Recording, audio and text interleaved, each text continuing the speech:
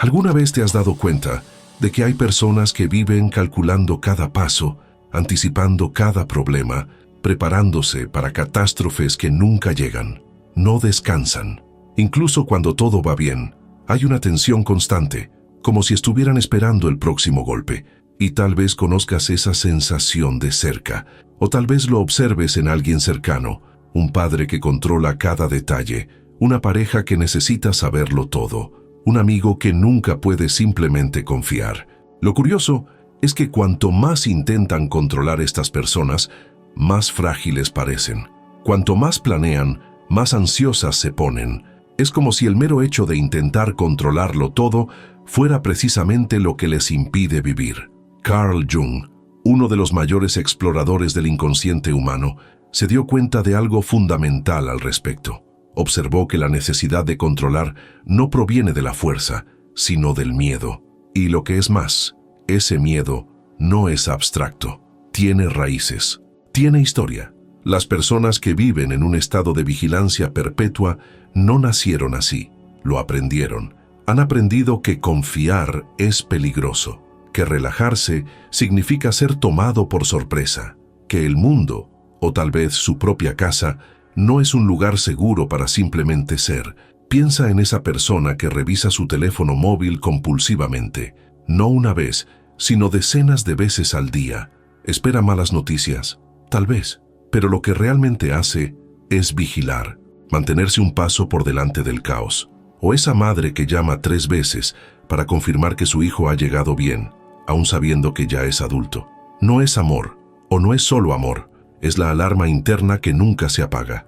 En algún momento de su vida, le enseñaron a creer que si baja la guardia algo terrible sucederá, y ahora, décadas después, la alarma sigue sonando, incluso sin fuego, incluso sin humo. Eso no es precaución, es una cicatriz psicológica, y Jung lo sabía. Él veía que detrás de cada persona excesivamente controladora hay un niño que creció en un entorno donde la imprevisibilidad significaba peligro. Tal vez eran padres explosivos, quizás era amor condicional, ese tipo de afecto que solo aparecía cuando el niño se comportaba correctamente. Quizás era frialdad, ausencia o simplemente la vaga sensación de que algo podía derrumbarse en cualquier momento. Y en ese contexto, ¿qué hizo ese niño? Se adaptó, aprendió a anticiparse, a calcular, a controlar todo lo que pudiera para que nunca más le pillaran por sorpresa. El problema es que esa adaptación, que fue inteligente en la infancia, se convierte en una prisión en la vida adulta, porque el adulto que lleva consigo esa arquitectura defensiva no puede desconectar el modo de emergencia. Trata cada situación como una amenaza potencial, cada decisión como un riesgo existencial, cada persona como una variable que hay que gestionar. Y así, sin darse cuenta, convierte la vida en un campo de batalla donde nunca hay victoria, solo agotamiento. Jung diría que se trata del ego operando en estado de pánico. El ego, desde esta perspectiva, es la parte de nosotros que intenta gestionar la realidad. No es un enemigo, tiene una función, pero cuando el ego se ha forjado en un entorno de miedo, se convierte en un carcelero hiperactivo. No permite el descanso, no permite la confianza. Susurra constantemente: si te relajas todo se derrumbará. Y la persona lo cree, porque en algún momento tal vez se haya derrumbado. Pero aquí está la paradoja que Jung nos invita a afrontar. El control no protege, ahoga, y más aún, crea exactamente lo que intenta evitar. Los padres que controlan demasiado alejan a sus hijos. Las parejas que vigilan demasiado destruyen la intimidad. Las personas que intentan predecir cada desastre viven en un desastre permanente, solo que interno, silencioso, invisible para los demás. Entonces, la pregunta que queda es esta: ¿cuándo aprendiste que confiar era ingenuidad? ¿Cuándo relajarse se convirtió en sinónimo de irresponsabilidad? Y lo más importante, ¿qué estás pagando hoy por mantener esa vigilancia activa? Porque hay un precio, siempre lo hay, y a menudo se cobra en relaciones que nunca se profundizan, en creatividad que nunca florece, en una vida que sucede a tu alrededor, pero nunca realmente dentro de ti. Carl Jung no propone que abandones la responsabilidad, propone que examines la diferencia entre actuar con claridad y actuar con miedo, y sugiere que existe, dentro de ti, una inteligencia más profunda que el ego controlador, algo que él llamaba el yo, el centro organizador natural de la psique. Pero ese centro solo puede operar cuando el ego deja de sofocar todo, cuando sueltas las riendas, cuando dejas que la vida respire, y ahí es cuando todo empieza a cambiar. No porque el mundo se vuelva perfecto, sino porque dejas de tratarlo como un enemigo. En este video exploraremos cómo se formó el control, por qué parece tan necesario y qué sucede, interna y externamente, cuando finalmente te atreves a soltarlo. Pero antes de continuar, una pregunta. ¿Estás listo para descubrir que la vigilancia que parecía protegerte puede haber sido, todo este tiempo, lo que te aprisiona? La respuesta a esta pregunta no está en el presente. Está ahí atrás, en la infancia, cuando aún no tenías palabras para nombrar lo que sentías, porque el control no surge de la nada. No es una elección consciente que alguien hace una mañana cualquiera. El control es una respuesta, una adaptación inteligente a un contexto que exigía vigilancia para sobrevivir emocionalmente. Y si hoy te reconoces en este patrón, o reconoces a alguien cercano, es importante entender que no se trata de un defecto de carácter. Se trata de un niño que aprendió a navegar en un entorno en el que relajarse significaba vulnerabilidad. Imagina una casa donde el humor de los adultos era impredecible. Algunas mañanas, la madre se despertaba alegre, cariñosa, disponible. Otras, un silencio pesado se apoderaba de la casa, y cualquier palabra equivocada podía desencadenar una explosión o un retraimiento emocional. El niño no entendía el patrón, porque a menudo no había patrón, solo había caos disfrazado de normalidad. Y en ese escenario, ¿qué hace ese niño? Empieza a observar, a calcular, a intentar predecir.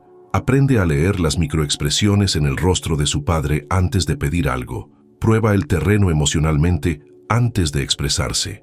Desarrolla sensores internos hipersensibles, tratando de anticipar el próximo cambio de clima afectivo.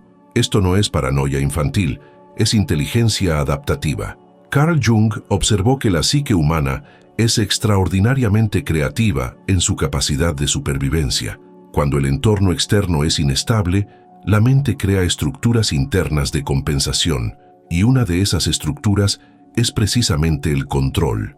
El niño que no puede controlar el entorno externo, las explosiones emocionales, la frialdad, la imprevisibilidad, intenta controlarse a sí mismo. Se vuelve bien educado, hipervigilante, anticipador. Aprende que si logra predecir y adaptarse, tal vez pueda evitar el abandono, la ira o peor aún, la indiferencia. Este proceso ocurre de formas sutiles. No es necesario que haya violencia explícita. A menudo es el amor condicional el que siembra la semilla del control. Ese tipo de afecto que solo aparece cuando el niño cumple con las expectativas, cuando saca buenas notas, cuando no da problemas, cuando hace que sus padres se sientan orgullosos. Y cuando falla, el amor no desaparece de forma escandalosa, simplemente se enfría. Hay una distancia, un tono de decepción, y el niño lo siente visceralmente, aunque nadie diga una palabra. Entonces aprende que el amor hay que ganárselo, que no está garantizado, que tiene que esforzarse para merecerlo, y así, sin darse cuenta, construye una arquitectura interna basada en una creencia central. Si controlo mi comportamiento, mis reacciones, mis necesidades, seré amado. Si bajo la guardia, seré abandonada. Jung llamaría a esto la formación de la persona, la máscara social que desarrollamos para ser aceptados. La persona en sí misma no es un problema. Todos necesitamos cierto nivel de adaptación social. Pero cuando la persona se forja en el miedo, cuando se convierte en la única forma que el niño conoce de relacionarse con el mundo, deja de ser una herramienta y se convierte en una prisión. Otros niños crecen en entornos diferentes, pero igualmente generadores de hipercontrol. Hay hogares en los que no se decía nada, pero todo se sentía. La tensión permanente entre los padres, los silencios cargados. La sensación de que algo terrible podía suceder en cualquier momento, pero nadie hablaba de ello. En estas familias, el niño aprende que las emociones son peligrosas, que es mejor suprimir, anticipar, controlar, que expresar y arriesgarse al colapso. Se convierte en un experto en leer entre líneas, en captar lo no dicho, en gestionar emocionalmente a los adultos que le rodean, una tarea que nunca debería ser suya. También hay familias en las que el afecto era abundante, pero la seguridad material o emocional era frágil. Padres que, por estar sobrecargados, ansiosos o emocionalmente ausentes, transferían al niño la responsabilidad de no dar trabajo. Y el niño, queriendo proteger a sus padres o garantizar su espacio afectivo, asume un papel de adulto precoz, controla sus necesidades, gestiona sus emociones, se vuelve autosuficiente no por elección, sino por necesidad. Y ese patrón se cristaliza. Solo soy digna de amor si no necesito a nadie. ¿Qué tienen en común todas estas situaciones? El mensaje implícito de que el mundo, o al menos el mundo afectivo más importante, que es la familia, no es seguro. Que confiar es arriesgarse a ser herido, abandonado, decepcionado, y que la única forma de tener algo de previsibilidad, algo de sensación de seguridad, es controlando el propio comportamiento, controlando las reacciones de los demás, controlando el entorno, controlando todo lo que está a su alcance. Y aquí está el punto crucial que Jung nos invita a reconocer. Esa niña no estaba equivocada. Hizo lo mejor que pudo. El control en ese contexto funcionó. La protegió, la ayudó a sobrevivir emocionalmente en un entorno que no le ofrecía la seguridad básica que todo niño debería tener. La seguridad de ser amado simplemente por existir, no por rendir. El problema es que esa niña creció, se convirtió en adulta, el cuerpo maduró, la mente se expandió, las circunstancias cambiaron, pero la arquitectura defensiva permaneció activa, porque cuando un patrón se forma tan temprano, se vuelve automático, inconsciente, opera entre bastidores de la psique sin que la persona se dé cuenta, y ahora, décadas después, el adulto que controla cada detalle de la vida no sabe que está respondiendo a una amenaza que ya no existe. Está viviendo en el presente, pero reaccionando al pasado. Jung diría que el ego de esa persona quedó atrapado en un modo de funcionamiento obsoleto. El ego, que debería ser flexible y adaptable, se cristalizó en una postura defensiva permanente. Aprendió que el mundo es un campo minado y ahora trata cada situación como una explosión potencial.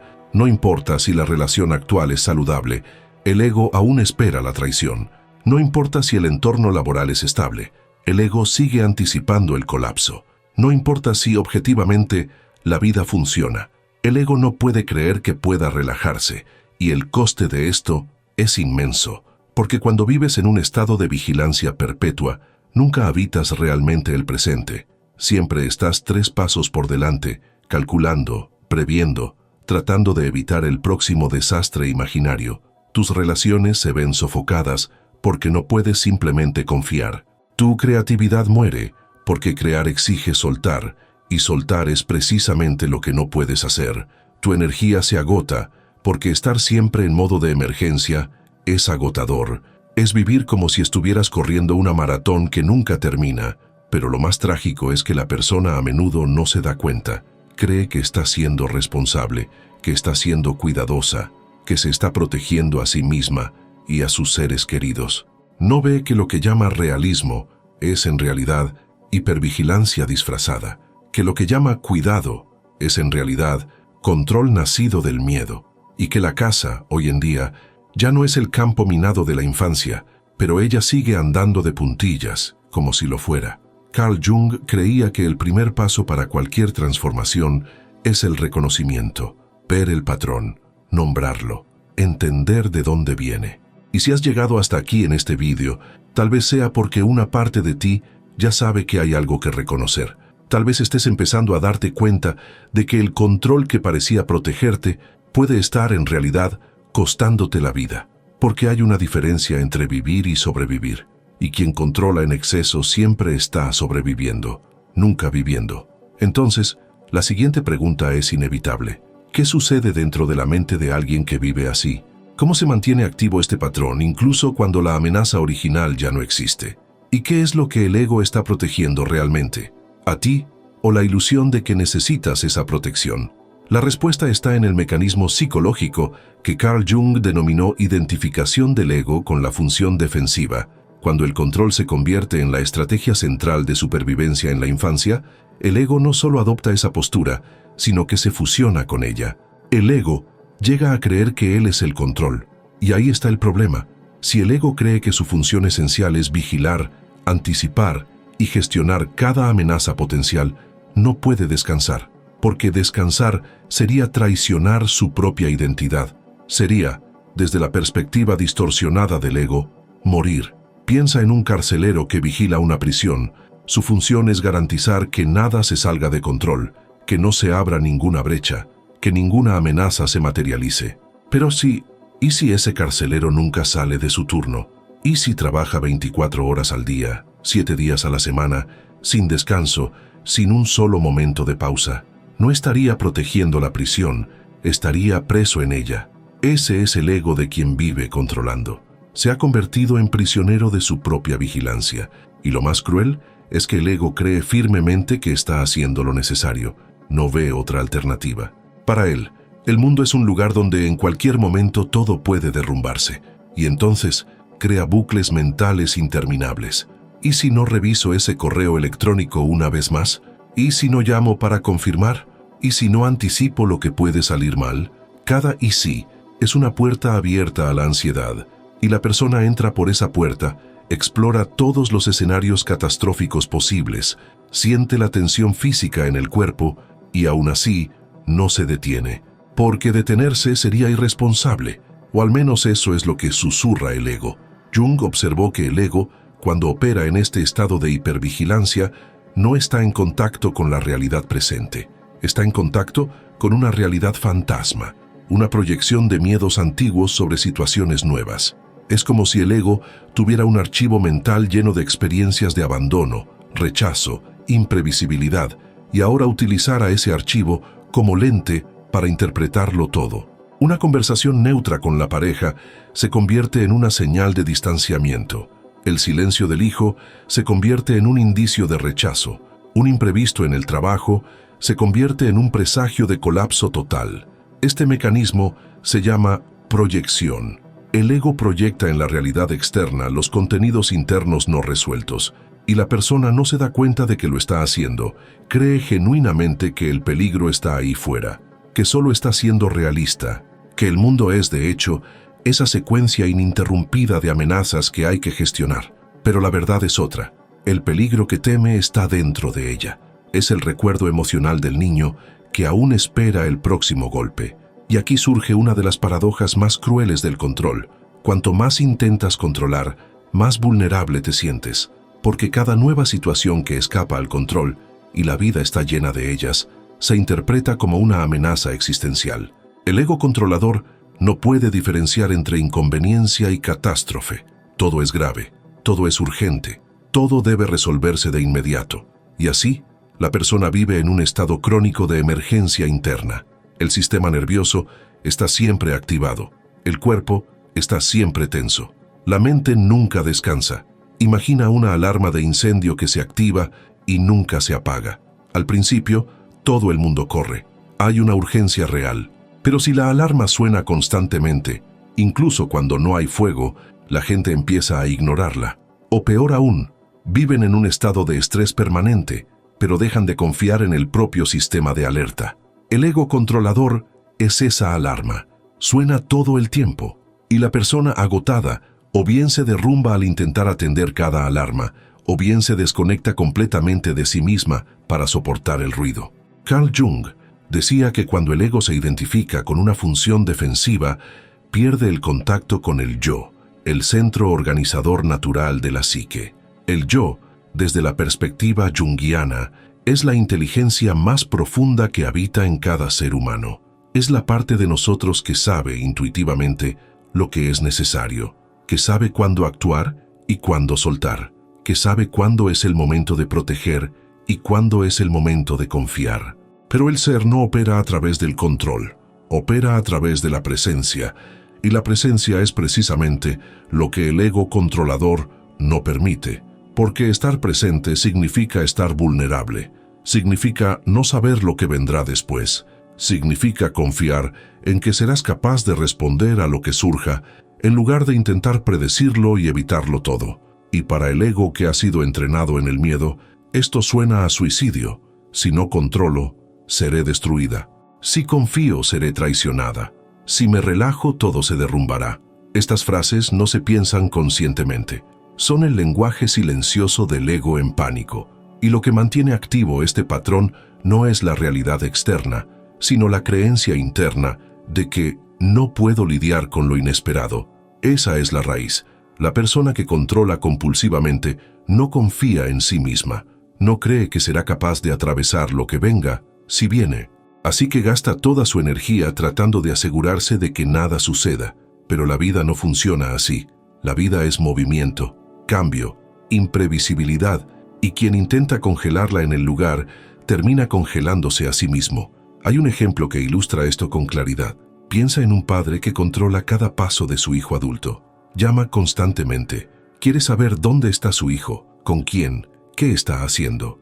Ofrece consejos no solicitados, toma decisiones que no le corresponden y lo justifica todo diciendo, es porque me preocupo.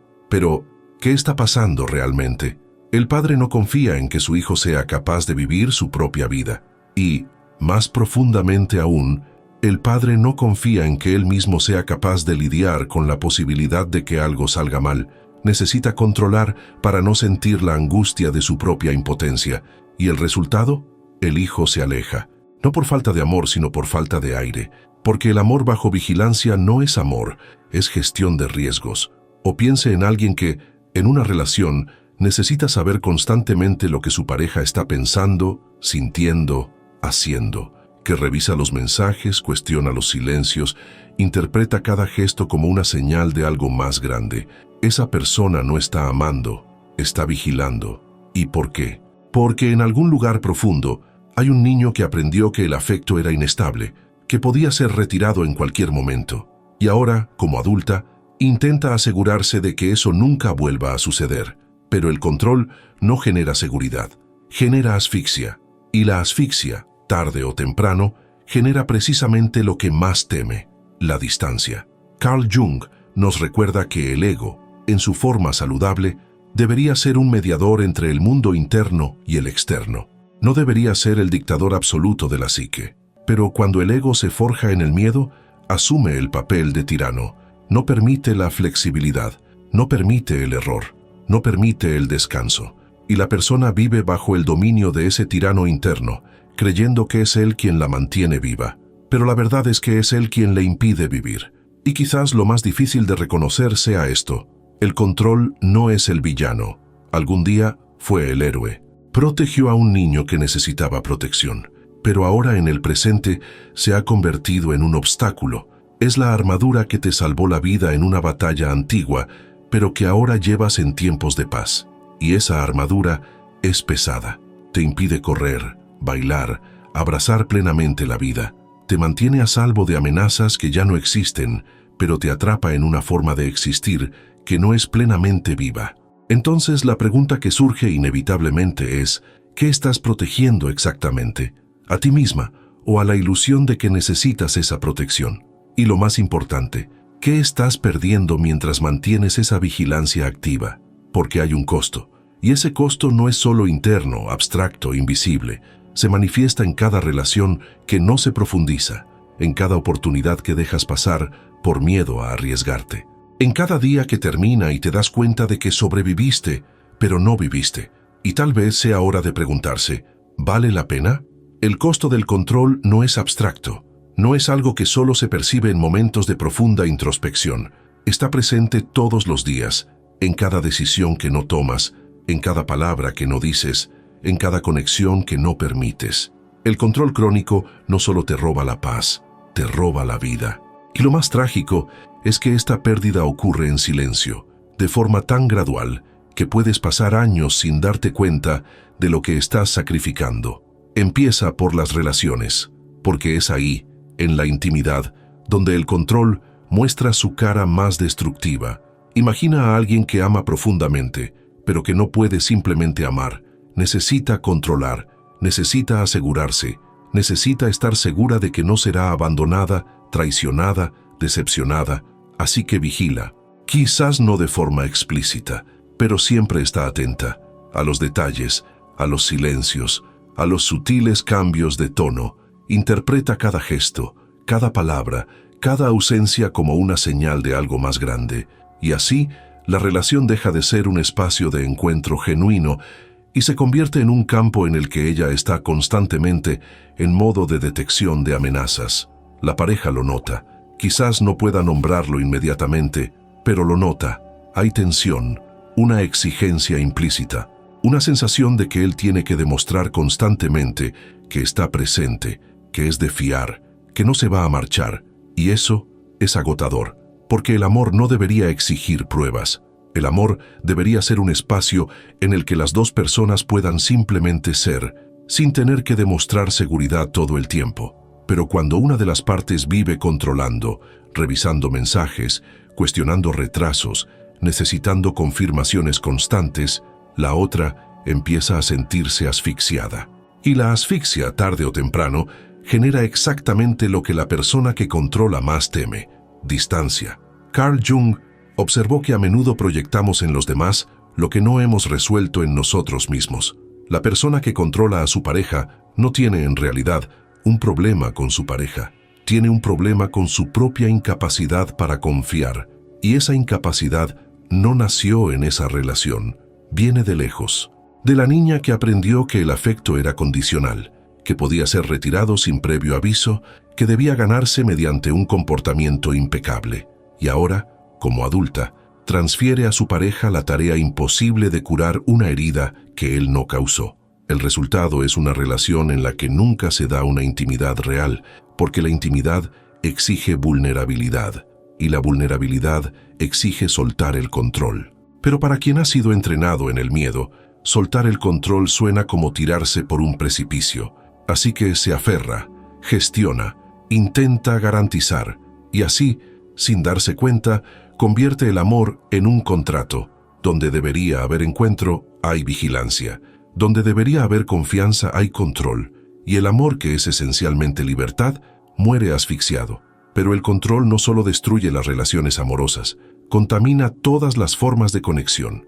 Piensa en el padre o la madre que controla a sus hijos adultos, no necesariamente de forma tiránica, pero a través de una preocupación excesiva, de consejos no solicitados, de intentos constantes de proteger.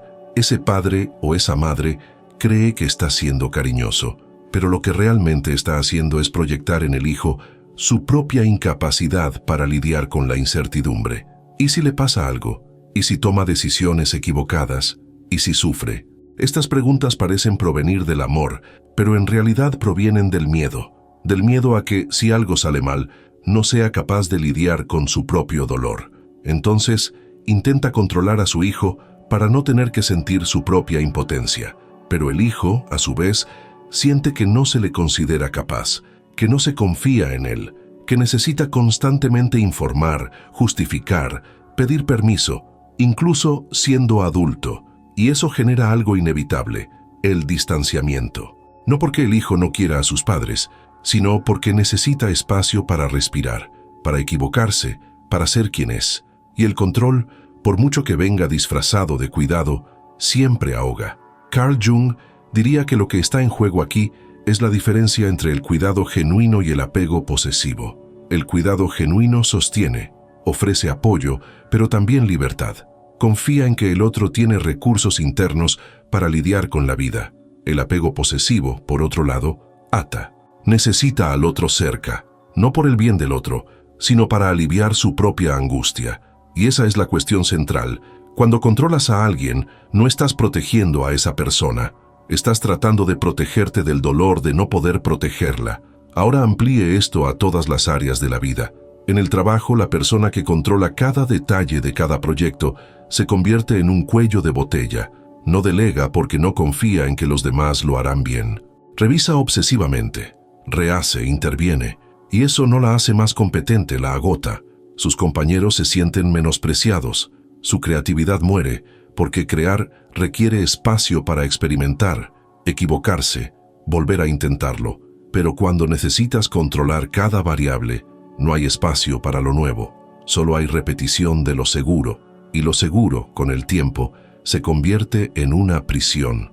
En la amistad ocurre algo similar. La persona que controla tiene dificultades para abrirse de verdad, porque abrirse es un riesgo. así que mantiene las amistades en la superficie. Habla sobre el día a día, sobre trivialidades, pero nunca sobre lo que realmente importa. Nunca sobre el miedo, la soledad, la confusión interna, porque mostrar eso sería perder el control de la imagen que proyecta, y para el ego controlador, la imagen lo es todo. Es la fortaleza que ha construido para protegerse. Pero esa fortaleza es también una celda, y dentro de ella está sola. Y aquí está lo que quizás sea el costo más invisible y devastador del control, la pérdida de la propia vida interior. Porque cuando estás constantemente en modo de gestión externa, no tienes energía para volverte hacia tu interior. No tienes espacio para sentir, para reflexionar, para simplemente ser. Todo es reactivo, todo es externo. Y así vas pasando los días resolviendo problemas, anticipando crisis, gestionando situaciones, pero sin vivir realmente, sin detenerte nunca a preguntarte ¿qué siento? ¿Qué quiero? ¿Quién soy más allá de esta función de vigilar y controlar? Carl Jung llamaba a esto alienación del ser. Cuando el ego se identifica totalmente con la función defensiva, pierde contacto con la esencia, y la esencia es donde reside la vitalidad, la creatividad, la alegría genuina.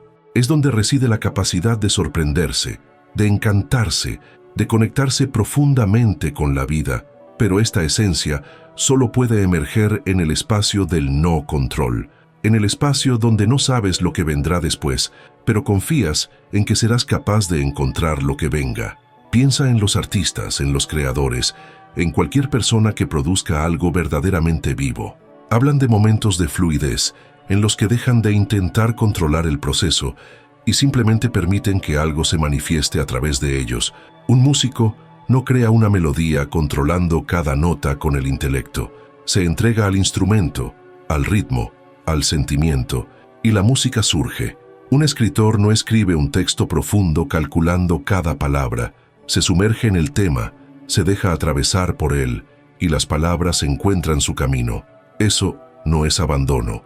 Es entrega consciente, es confiar en que hay una inteligencia operando que es más grande y más sabia que el ego controlador. Pero para quien vive en el control, esa entrega es imposible, porque entregarse es soltar, y soltar es precisamente lo que el ego no permite.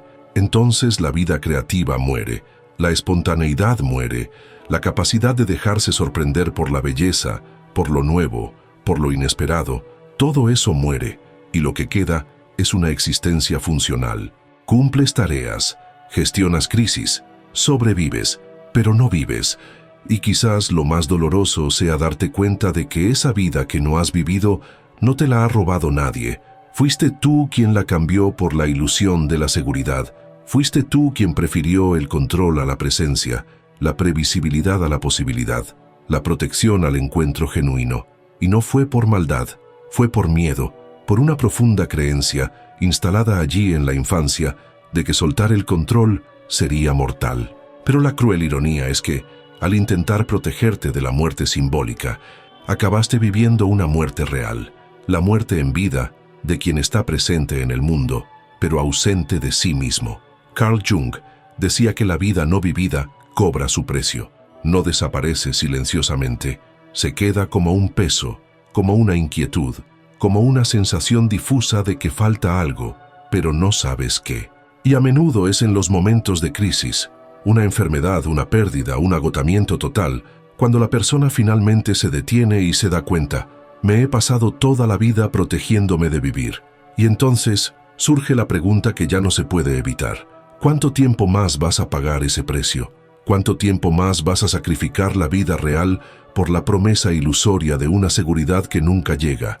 Y entonces llegamos al punto de inflexión, porque reconocer el coste del control no es suficiente. Entender que proviene de la infancia tampoco es suficiente. La pregunta que queda es, ¿y ahora qué? ¿Cómo se desaprende algo que está tan profundamente arraigado? ¿Cómo se suelta lo que, durante tanto tiempo, ha sido la única forma conocida de mantenerse en pie? Y aquí está la parte que da miedo. No hay una fórmula mágica. No hay 5 pasos sencillos. Lo que hay es una invitación a algo que en un principio puede parecer como lanzarse al vacío, pero no lo es. Es algo completamente diferente. Carl Jung hacía una distinción crucial que mucha gente confunde. diferenciaba el desapego de la renuncia. Y esa diferencia lo es todo. Renunciar es derrumbarse. Es decir, no puedo más, que pase lo que tenga que pasar. Es pasividad, es agotamiento, es rendirse al caos. Pero desapegarse es otra cosa. Desapegarse es una elección consciente. Es decir, veo que el control no me sirve. Entiendo que me cuesta más de lo que me protege. Y elijo, deliberadamente, soltar. No porque hayas renunciado a la vida, sino porque quieres vivir de verdad. Esta distinción es fundamental, porque el ego controlador, cuando oye hablar de soltar el control, lo interpreta inmediatamente como una amenaza existencial. Piensa, si lo suelto, todo se derrumbará, seré destruido, lo perderé todo. Pero esa es la voz del miedo, no de la realidad. Desapegarse no significa dejar de actuar, no significa dejar de preocuparse, no significa volverse irresponsable o pasivo, solo significa una cosa: dejar de actuar desde el miedo y empezar a actuar desde la presencia. Piensa en un arquero, sujeta el arco, coloca la flecha, apunta al blanco y entonces, para acertar, tiene que soltar. Si sujeta la flecha con fuerza, no irá a ninguna parte. Si tiembla de ansiedad, fallará el tiro. La precisión proviene de la firmeza combinada con la capacidad de soltar en el momento adecuado. El arquero no renuncia al objetivo, simplemente confía en el proceso. Y es esa confianza, paradójicamente, la que permite que la flecha vuele en la dirección correcta. La vida funciona así. Puedes prepararte, planificar, posicionarte, pero en algún momento tienes que soltar. Tienes que confiar en que has hecho lo que estaba a tu alcance y que ahora hay fuerzas mayores en juego, fuerzas que el ego no puede manejar. Y eso no es debilidad, es sabiduría. Es reconocer que no eres el centro del universo, que hay una inteligencia superior fluyendo a través de todo, y que cuando dejas de sofocar esa inteligencia con un control obsesivo, ella puede operar. Carl Jung llamaba a esa inteligencia superior el ser, y decía que el ser es el verdadero centro de la psique. El ego es solo el administrador consciente, la parte que se ocupa de lo cotidiano, pero el ser es la totalidad. Es la parte de ti que sabe cosas que el ego no sabe, que percibe patrones que el ego no ve, que guía a través de la intuición, la sincronicidad, las percepciones que surgen cuando menos te lo esperas. Pero el ser solo puede operar cuando el ego no está tratando de controlar todo, cuando hay espacio, cuando hay silencio, cuando hay desapego. Y aquí está la paradoja que Jung te invita a experimentar.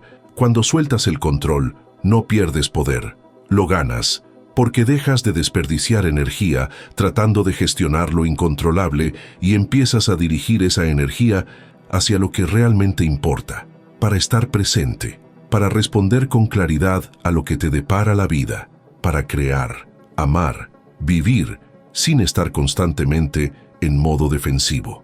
Pero seamos honestos, esto no es fácil, porque soltar el control para quien ha sido entrenado en el miedo es aterrador. Es como pedirle a alguien que ha pasado toda su vida nadando contra la corriente que deje de nadar y se deje flotar. ¿Y si me hundo?, grita la mente, pero la verdad es que solo descubrirás si confías en el agua cuando dejes de luchar contra ella. Y tal vez, solo tal vez, descubras que el agua siempre ha tenido la capacidad de sostenerte, solo que nunca le has dado la oportunidad de hacerlo. Entonces, ¿cómo ocurre esto en la práctica? No en teoría, sino en la vida real. Imagina a una madre que siempre ha controlado a sus hijos, que siempre ha querido saber dónde estaban, con quién y qué hacían, que siempre ha intervenido, aconsejado e intentado protegerlos. Y ahora sus hijos son adultos, se han alejado, no porque no la quieran, sino porque necesitan espacio. Y esa madre finalmente reconoce el patrón. Ve que el control no está manteniendo el vínculo, lo está destruyendo, y decide soltar. Pero soltar no significa decir, haz lo que quieras, ya no me importa. Eso sería rendirse, no desapegarse. Soltar significa decir, confío en que tienes los recursos para vivir tu vida. Estaré aquí si me necesitas, pero ya no intentaré vivir por ti. Y eso es difícil, porque al principio, cuando ella no llama 3 veces al día, cuando no interviene con consejos no solicitados, hay un vacío, hay angustia. ¿Y si me necesita y no estoy presente? Pero si ella soporta esa incomodidad, si no cede al impulso de volver a controlar, algo nuevo comienza a surgir. El hijo siente el espacio, y en ese espacio finalmente puede acercarse de verdad, no porque se le exija, sino porque lo elige, o piensa en alguien en una relación, que siempre ha tenido que gestionar, siempre ha tenido que asegurarse, siempre ha tenido que saber, y que finalmente se da cuenta. Este control está matando el amor, y decide soltar, no porque haya renunciado a la relación, sino porque quiere salvarla. Y soltar aquí significa dejar de revisar los mensajes, dejar de cuestionar cada retraso, dejar de interpretar cada silencio como un rechazo. Significa simplemente estar presente cuando se está juntos y confiar cuando se está separados. Y eso es aterrador al principio, porque la mente se dispara. ¿Y si se está alejando? ¿Y si me está engañando? Pero si no cedes al miedo, si mantienes la presencia sin control, algo cambia. La pareja siente que puede respirar, y cuando hay respiración, hay posibilidad de conexión real, porque el amor no se retiene, el amor se ofrece, y solo se ofrece plenamente cuando hay libertad. Carl Jung decía que el proceso de individuación, de convertirte en quien realmente eres, exige que atravieses el miedo, que llegues al límite de lo que el ego considera seguro y des un paso más allá, y es en ese paso más allá donde descubres que había suelo, que había sustento, que había un orden natural operando incluso cuando no estabas controlando. Y este descubrimiento no es intelectual, es experiencial. Solo sabes que puedes confiar cuando pruebas a confiar y te das cuenta de que no te has derrumbado. Y tal vez este sea el momento de hacer una pausa y preguntarte, ¿en qué aspectos de tu vida estás agarrando las riendas con tanta fuerza que te sangran las manos? ¿En qué aspectos estás intentando controlar algo que, en el fondo, sabes que no se puede controlar? ¿Y qué pasaría si, deliberadamente, conscientemente, durante un día, durante una semana, lo soltara? No por rendirse, sino por valentía, por la valentía de descubrir que tal vez, solo tal vez, eres más fuerte de lo que imaginas, y que la vida, cuando dejas de sofocarla, sabe exactamente cómo organizarse. Y si reconoces estos patrones profundamente en ti o en alguien cercano, el método SIM fue creado precisamente para eso, para reconocer la raíz familiar de estos mecanismos y comenzar a desmontarlos conscientemente. No con fórmulas prefabricadas, sino con el trabajo arqueológico de comprender de dónde viene el miedo y aprender, gradualmente, a confiar en la vida nuevamente. Pero antes de continuar, es importante entender, soltar el control no es un evento, es un proceso. Y ese proceso tiene etapas, tiene retrocesos. Hay momentos en los que querrás volver a la vigilancia, porque es familiar, y lo familiar es reconfortante incluso cuando es destructivo. Entonces la siguiente pregunta es, ¿qué sucede internamente cuando comienzas este proceso? ¿Cómo se reorganiza la psique cuando el ego deja de ser el dictador y da paso a algo más grande? Y aquí llegamos al territorio más delicado, porque una cosa es entender intelectualmente que el control no funciona. Otra cosa completamente diferente es deshacer en el cuerpo, en la memoria emocional, en los reflejos automáticos, décadas de condicionamiento. El ego que ha sido entrenado para vigilar no renuncia fácilmente a la vigilancia, y eso no es terquedad, es supervivencia, porque para ese ego, la vigilancia le salvó la vida una vez, y no lo olvida. Carl Jung observó que la transformación psicológica real nunca es lineal. No es una decisión que tomas un lunes por la mañana y ya está. Todo cambia. Es un proceso por capas, de avances y retrocesos, de momentos en los que te sueltas y luego te encuentras controlando de nuevo, y de aprender gradualmente a reconocer el patrón en el momento en que surge, antes de que te domine por completo. Eso es lo que Jung llamaba hacer consciente lo inconsciente. Y es un trabajo lento, arduo, pero profundamente liberador. El primer paso de este proceso no es soltar, es reconocer, es desarrollar la capacidad de observar, en tiempo real, cuándo está operando el ego controlador. Y eso requiere algo que nuestra cultura rara vez enseña, la atención interna. Porque el control es rápido, es automático. Alguien tarda en responder a un mensaje y en cuestión de segundos, tu mente ya ha construido 10 escenarios catastróficos. Tú no has decidido hacerlo. Ha sucedido, porque es el patrón instalado. Pero cuando empiezas a practicar la atención interna, algo cambia. Todavía sientes el impulso de controlar, pero ahora hay una pequeña distancia entre el impulso y la acción. Es como si pudieras ver tu propia mente en funcionamiento. Ahí está el miedo al abandono. Ahí está la necesidad de comprobar. Ahí está el ego tratando de asegurarse de que nada se salga de control. Y en esa observación, sin juicio, ya hay liberación, porque ya no estás completamente identificado con el patrón. Hay una parte de ti que ve el patrón, y esa parte es el ser observando al ego. Carl Jung diría que este es el comienzo de la individuación. Empiezas a diferenciar entre yo soy mis miedos y tengo miedos pero no soy ellos, y esa diferenciación lo es todo, porque mientras creas que eres el miedo, no tienes elección, tienes que obedecer, pero cuando te das cuenta de que el miedo es solo una parte de ti, no la totalidad, ganas margen de maniobra, puedes sentir el miedo y aún así elegir no actuar en función de él, pero reconocer el patrón es solo el primer paso. El segundo, y quizás el más difícil, es permitir que afloren las emociones subyacentes, porque detrás del control siempre hay algo más profundo. Miedo, sí, pero ¿miedo a qué? Exactamente. La mayoría de las veces, cuando dejas de controlar y te permites sentir lo que hay debajo, lo que surge no es miedo a los acontecimientos externos, es miedo a los sentimientos internos, miedo a sentir abandono, miedo a sentir rechazo, miedo a sentir tu propia impotencia. Y aquí está la paradoja. Controlas para no sentir, pero al controlar te aseguras de que nunca atravesarás esos sentimientos y por lo tanto, nunca te liberarás de ellos. Es como tener una herida y cubrirla con un vendaje tan apretado que nunca cicatriza. El control es ese vendaje. Oculta la herida, pero no la cura. Y la cura solo ocurre cuando tienes el valor de quitar el vendaje, mirar la herida y dejar que respire. Carl Jung hablaba de esto cuando decía, no hay conciencia sin dolor. El proceso de tomar conciencia exige que sientas lo que has estado evitando toda tu vida. Y eso no es agradable. Cuando dejas de controlar una relación y permites que surja el miedo al abandono, este llega como una ola. Es físico, es visceral. Sientes la opresión en el pecho, la angustia, las ganas de volver corriendo al control, porque al menos allí no sentías eso. Pero si mantienes la presencia, si no huyes, no te distraes, no vuelves al patrón, algo sucede. La ola pasa y te das cuenta de que has sobrevivido, que sentir abandono no es ser abandonado, que sentir rechazo no te ha destruido.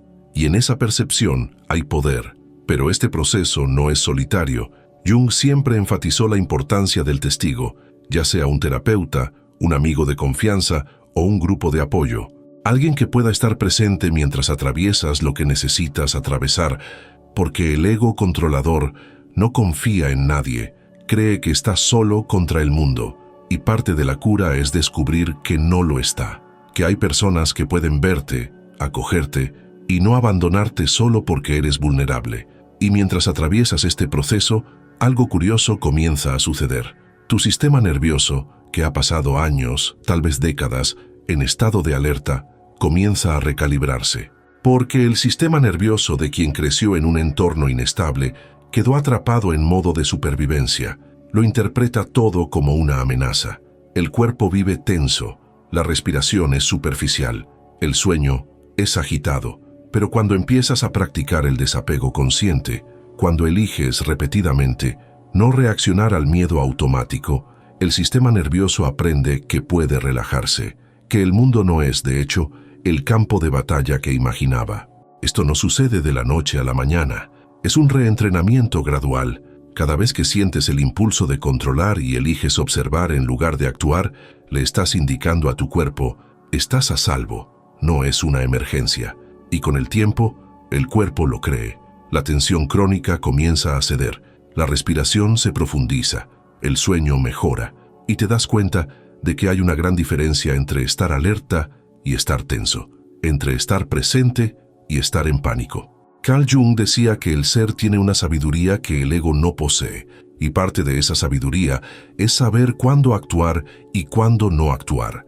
El ego siempre quiere actuar, piensa que la inacción es debilidad, pero el ser sabe que a veces la acción más poderosa es la no acción, es permitir que las cosas sigan su curso.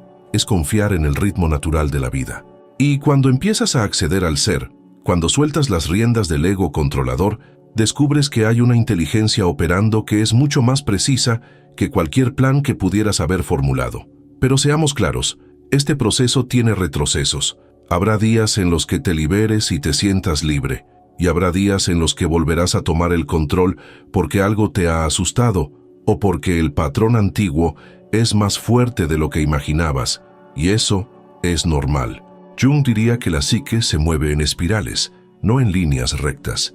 Visitas los mismos temas, pero en diferentes niveles, y cada vez que los revisitas, hay una oportunidad de profundizar en la comprensión, de soltar un poco más. Lo importante es no utilizar los retrocesos como prueba de fracaso. Al ego controlador le encanta hacer eso. Dice, ¿ves? Intentaste soltar y salió mal. Mejor volver al control. Pero eso es una trampa. Los retrocesos no significan que hayas fracasado. Significan que estás aprendiendo, que estás desaprendiendo décadas de condicionamiento. Y eso lleva tiempo. Requiere paciencia contigo mismo. Requiere compasión por el niño interior que todavía está aprendiendo que el mundo no es tan peligroso como pensaba. Y quizás la pregunta más importante en este punto sea, ¿estás dispuesto a ser paciente con este proceso? ¿Estás dispuesto a fallar, retroceder, volver a intentarlo sin castigarte? Porque la verdadera transformación no se produce a través de la exigencia personal. Se produce a través de la presencia amable, a través de observar, sin juzgar, lo que surge y de elegir siempre que sea posible la respuesta que proviene de la confianza, no del miedo. Incluso si esa elección es difícil, incluso si da miedo. Porque cada vez que eliges confiar, le estás enseñando a tu sistema nervioso, a tu ego y a tu alma que es posible vivir de otra manera y que esa otra manera no es más peligrosa, es más viva. Y entonces, cuando finalmente te liberas, no por rendirte, sino por elección consciente, algo extraordinario comienza a suceder, algo que el ego controlador nunca creyó posible. La vida no se derrumba, al contrario, se organiza. No de la forma que tú planeaste, no siguiendo el guión que intentaste imponer, sino siguiendo un orden más profundo, más inteligente, más natural. Y te das cuenta, quizás por primera vez, de que siempre ha habido una inteligencia operando, solo que nunca le has dado espacio para actuar. Carl Jung lo llamaba sincronicidad, no una coincidencia aleatoria, sino una conexión significativa entre eventos internos y externos que no pueden explicarse por causa y efecto lineal. Y observó que las sincronicidades tienden a aumentar precisamente cuando dejamos de forzar, cuando dejamos de intentar controlar cada variable y permitimos que la vida respire. Es como si el universo respondiera a nuestra apertura con su propia forma de colaboración. Pero el ego controlador nunca ve esto, porque está demasiado ocupado intentando gestionarlo todo por sí mismo. Piensa en alguien que ha pasado años intentando controlar su carrera, planificando cada paso, calculando cada movimiento, intentando garantizar el éxito mediante la fuerza de voluntad pura. Y a pesar de todo el esfuerzo, hay estancamiento, hay agotamiento, hay la sensación de estar corriendo sin salir del lugar. Pero entonces, en un momento de agotamiento total, esa persona se suelta, no porque se haya rendido, sino porque finalmente ha aceptado que no puede controlarlo todo, y al soltarse, algo cambia. Surge una oportunidad donde menos lo esperaba. Se produce una conexión de forma natural, se abre una puerta que ni siquiera estaba intentando forzar, y se da cuenta, esto nunca habría sucedido si siguiera aferrándome al control. No es magia, es algo mucho más interesante. Cuando estás en modo control, estás operando desde un lugar de contracción. Tu atención está fija en un único resultado, en un único camino. No ves las otras posibilidades porque no estás abierto a ellas. Pero cuando te sueltas, hay expansión. Tu percepción se amplía. Empiezas a notar cosas que siempre estuvieron ahí, pero que no veías porque estabas demasiado ocupado forzando una dirección específica. Y en esa percepción ampliada, puedes responder a la vida de formas que antes no estaban disponibles. Carl Jung diría que esto es el yo operando. Cuando el ego deja de sofocar todo con su control obsesivo, el yo, el centro organizador natural de la psique, tiene espacio para guiar, y el yo no opera a través de la lógica lineal del ego, opera a través de la intuición, de los patrones, de una sabiduría que ve conexiones que el ego no puede ver. Es como la diferencia entre intentar resolver un rompecabezas forzando piezas que no encajan y dar un paso atrás, observar el todo y darse cuenta de dónde pertenece naturalmente cada pieza. Pero esto no se limita a la carrera profesional. Ocurre en todas las áreas de la vida. Esa madre que finalmente soltó a sus hijos adultos, descubre que, cuando dejó de intentar controlar, sus hijos comenzaron a acercarse voluntariamente. No porque se sintieran obligados, sino porque por fin había espacio para una conexión genuina. Y esa conexión es más profunda, más real, que cualquier cercanía forzada a través del control. Porque ahora no es un deber, es una elección. Y la elección tiene un peso emocional que la obligación nunca tendrá. O esa relación en la que una de las partes siempre ha tenido que gestionarlo todo. Cuando esa persona finalmente se libera, deja de controlar, deja de cuestionar, deja de interpretar cada silencio como una amenaza. Algo cambia. La pareja siente que puede respirar, y en la respiración hay espacio para que él elija estar presente, para que se acerque no porque se le exija, sino porque quiere. Y de repente, la relación que estaba muriendo asfixiada comienza a revivir, no porque haya sido salvada por el control, sino porque ha sido liberada por su ausencia. Y aquí está la paradoja más profunda que Jung nos invita a contemplar. El orden que tanto intentaste imponer a través del control estaba impidiendo que se manifestara el orden natural. Era como intentar retener el agua en las manos con fuerza. Cuanto más aprietas, más se te escapa entre los dedos. Pero cuando relajas las manos y dejas que el agua repose en la palma, permanece allí. La vida funciona así. Tiene su propia inteligencia, su propio ritmo, su propia forma de organizarse. Y esa organización es infinitamente más sofisticada que cualquier plan que el ego pudiera haber formulado. Pero seamos honestos sobre algo importante. Eso no significa que todo se resuelva mágicamente. No significa que sueltes el control y listo, todos tus problemas desaparecen. No es eso. Lo que cambia es tu relación con los problemas. Cuando estás en modo control, cada problema es una catástrofe. Cada imprevisto es una amenaza existencial.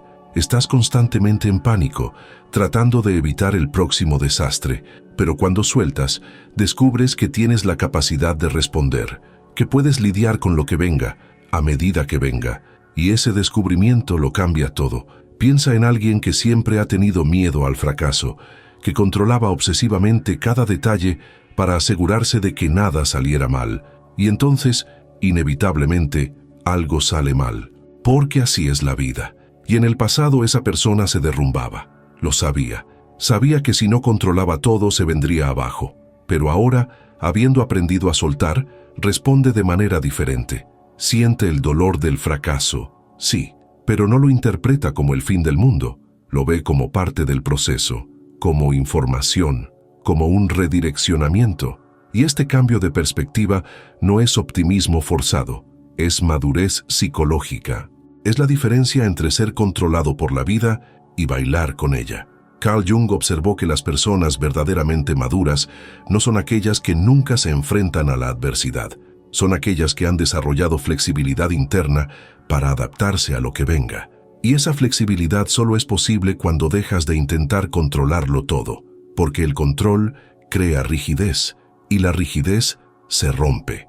Pero cuando te sueltas, te vuelves como el bambú. Te doblas con el viento, pero no te rompes. Te adaptas, respondes, fluyes, y en esa flexibilidad hay una forma de fuerza que el ego controlador nunca ha conocido. La fuerza que proviene de la presencia, no del miedo. Y quizás lo más sorprendente es lo que ocurre internamente. Porque cuando dejas de gastar toda tu energía tratando de controlar el mundo exterior, tienes energía para algo que siempre has descuidado, tu propia vida interior. Tienes espacio para sentir, para reflexionar, para preguntarte quién eres realmente más allá de los roles, las funciones y las personas que has construido. Y en ese espacio interno comienzas a reconectarte con algo que se había perdido hace mucho tiempo, tu esencia.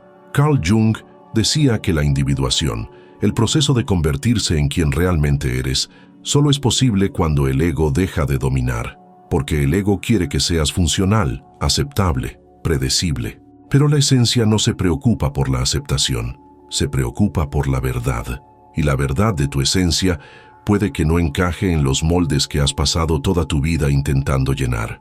Pero cuando te liberas, cuando permites que el ser te guíe, descubres que vivir auténticamente no es más peligroso que vivir de forma controlada. De hecho, es infinitamente más vivo. Y aquí hay algo que debes entender. El orden natural que surge cuando te liberas no es el orden que imaginabas. No es el cuento de hadas en el que todo es perfecto. Es algo diferente. Es el orden de lo real, de la vida tal y como es, no como te gustaría que fuera. Y ese orden tiene espacio para el dolor, para la pérdida, para la impermanencia, pero también tiene espacio para la belleza, para la conexión, para momentos de gracia que nunca habrías visto si estuvieras demasiado ocupado controlando. Te das cuenta de que la vida no necesita ser gestionada, necesita ser vivida. Y vivir es estar presente con lo que es, no con lo que crees que debería ser. Es responder al momento, no intentar predecir los próximos 10. Es confiar en que tienes dentro de ti todo lo que necesitas para atravesar lo que venga. Y esa confianza no viene de la arrogancia, viene de la experiencia, de haber soltado una vez, 2, 10, 100 veces y darte cuenta de que no te has derrumbado, que estás aquí, que has sobrevivido. Más que eso, que finalmente has comenzado a vivir. Y entonces la pregunta que queda ya no es ¿y si lo suelto y todo sale mal?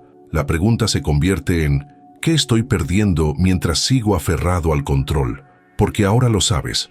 Sabes que hay una forma de existir que no exige una vigilancia perpetua, que no exige que cargues con el peso del mundo sobre tus hombros, que no exige que seas siempre fuerte, siempre preparado, siempre en guardia. Sabes que puedes simplemente ser, y que en ese ser hay una fuerza que el ego controlador nunca imaginó. La fuerza de vivir sin estar constantemente en guerra, la fuerza de confiar sin necesidad de garantías, la fuerza de amar sin necesidad de poseer. Y esa, al final, es la única libertad que realmente importa. Y así llegamos al final de este viaje, pero no al final del proceso, porque la transformación real nunca termina. Es un movimiento continuo, es una elección diaria. Es recordar cada vez que surge el miedo que tienes una alternativa, que no tienes que volver a la prisión del control solo porque te resulta familiar, que hay otra forma de vivir y que esa forma está disponible ahora, en este momento, si así lo eliges. Carl Jung pasó toda su vida estudiando lo que él llamaba individuación, el proceso de convertirte en quien realmente eres, y se dio cuenta de que la mayor barrera para este proceso no son las circunstancias externas, es el ego. Es la parte de nosotros que, por miedo, construye fortalezas, levanta muros y se pasa toda la vida defendiendo territorios que ni siquiera necesitaban ser defendidos. Y la cruel ironía es que esas fortalezas, que fueron construidas para proteger, se convierten en prisiones, y te quedas atrapado dentro de ellas, mirando el mundo a través de las rendijas, sin llegar a habitarlo realmente. Pero cuando comprendes que el control no es protección, que solo es el ego en pánico, tratando de garantizar lo que nunca se puede garantizar, tienes una opción. Puedes seguir viviendo en la fortaleza, o puedes abrir las puertas y descubrir que el mundo exterior no es el campo de batalla que imaginabas, que hay dolor, sí, hay incertidumbre, sí, pero también hay belleza, conexión, vitalidad, todo lo que perdiste mientras estabas encerrado, vigilando. Y aquí está lo que tal vez sea la comprensión más liberadora de todas. No tienes que ser perfecto en este proceso.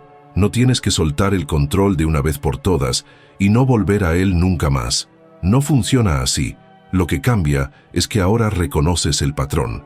Te das cuenta cuando el ego controlador toma el control, y en esa percepción tienes margen de elección. Ahí está el miedo. Ahí está la necesidad de controlar, pero no tengo que obedecer. Puedo observar y elegir responder de otra manera. Y cada vez que eliges de otra manera algo cambia. No de forma dramática, no de forma que te vayas a despertar al día siguiente transformado, pero hay un cambio sutil, una pequeña apertura, un nuevo espacio donde antes solo había contracción, y con el tiempo esos espacios se acumulan y te das cuenta de que estás viviendo de manera diferente, que tus relaciones tienen más respiración, que tu trabajo tiene más creatividad, que tu vida interior tiene más profundidad. No porque hayas resuelto todo, sino porque has dejado de intentar resolverlo todo. Carl Jung decía que el objetivo de la vida no es eliminar el sufrimiento, es encontrarle sentido. Y cuando dejas de controlar, cuando permites que la vida sea como es, descubres que hay sentido incluso en las cosas que más temías. La pérdida te enseña sobre la impermanencia y, curiosamente, sobre la gratitud por lo que aún está aquí. El fracaso te enseña sobre la humildad y sobre la diferencia entre tu identidad y tus resultados. La soledad te enseña que hay una compañía interna que nunca has explorado, la compañía de tu propio ser, esperando pacientemente a que dejes de huir. Y aquí hay algo crucial. Liberarte del control no significa que te vuelvas irresponsable, no significa que dejes de preocuparte, de actuar, de planificar. Solo significa que dejas de actuar desde el miedo. Sigues cuidando a las personas que amas, pero ahora lo haces de una manera que las sostiene en lugar de sofocarlas. Sigues trabajando, creando, construyendo, pero ahora lo haces desde un lugar de presencia, no de pánico. Y esa diferencia lo cambia todo, porque la energía que pones en el mundo cuando actúas desde la confianza es completamente diferente de la energía que pones cuando actúas desde el miedo. Piensa en ese niño que fuiste. El niño que aprendió que el mundo era peligroso, que el afecto era condicional, que relajarse significaba vulnerabilidad. Ese niño hizo lo mejor que pudo, construyó la vigilancia como escudo, y ese escudo salvó su vida emocional en ese momento. Pero ahora, décadas después, ya no eres ese niño, eres adulto. Tienes recursos que el niño no tenía, tienes conciencia, capacidad de elección, capacidad de ver patrones y decidir de otra manera. Y tal vez sea hora de decirle al niño interior, gracias por protegerme, pero ahora yo te cuido, puedes descansar, ya no tienes que estar en guardia. Y cuando haces eso, cuando asumes conscientemente la responsabilidad de tu propia vida emocional, sin esperar que el mundo se ajuste para darte seguridad, algo profundo se libera, porque te das cuenta de que la seguridad que siempre buscaste en el exterior estaba todo el tiempo dentro de ti. No la seguridad de que nada malo va a pasar, sino la seguridad de que, pase lo que pase, serás capaz de superarlo. Y esa es la única seguridad real que existe. Carl Jung creía que el proceso de individuación es, en esencia, un retorno a uno mismo. Pasas toda la vida alejándote, construyendo personas, obedeciendo expectativas, controlando para ser aceptado, y entonces, en algún momento, te das cuenta de que toda esa construcción te ha alejado de quien realmente eres. Y el camino de vuelta no es a través de más control, es a través del desapego, es a través de permitir que emerja la verdad de quién eres, incluso si no encaja en los moldes que has pasado décadas intentando llenar. Y aquí está la belleza de todo esto. Cuando vives desde tu ser, desde tu esencia auténtica, ya no necesitas controlar porque ya no estás tratando de ser alguien que no eres. Simplemente eres. Y en ese ser hay una libertad que el ego controlador nunca conoció. La libertad de equivocarse sin destruirse. La libertad de amar sin poseer. La libertad de vivir sin estar constantemente preparado para el próximo desastre. Y en esa libertad descubres que la vida que estabas esperando afuera estaba todo el tiempo esperándote dentro de ti.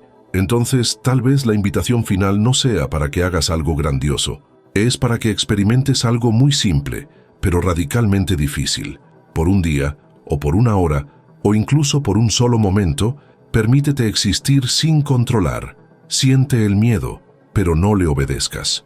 Observa el impulso de controlar, pero no cedas. Y mira lo que pasa. No en el mundo exterior, sino dentro de ti, porque es ahí, en el espacio interior que se abre cuando dejas de controlar, donde ocurre la verdadera transformación. Y es ahí donde descubres que siempre has sido más fuerte, más capaz, más completo de lo que jamás imaginaste. La vida no tiene por qué ser una guerra, no tiene por qué ser una vigilancia constante, no tiene por qué ser tensión perpetua. Puede ser presencia, puede ser respuesta en lugar de reacción, puede ser baile en lugar de lucha.